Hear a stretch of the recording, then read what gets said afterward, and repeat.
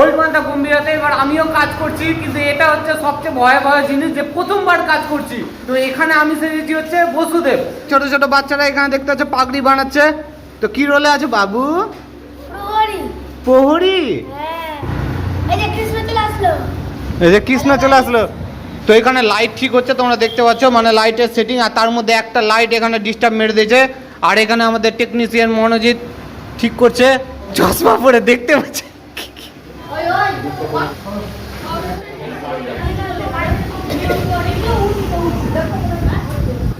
তুমি কি চাচ্ছো? নিজে নিজে মেকআপ হলো কন্ডারে। কি চাচ্ছেন? অক্রুর। আপনি কি চাচ্ছেন? বিশ্বনু। আপনি? আমি মেকার।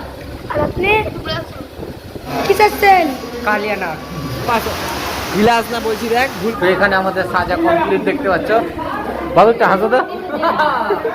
এখানে দেখতে পাচ্ছ কম বেশি সবাই সাজা কমপ্লিট।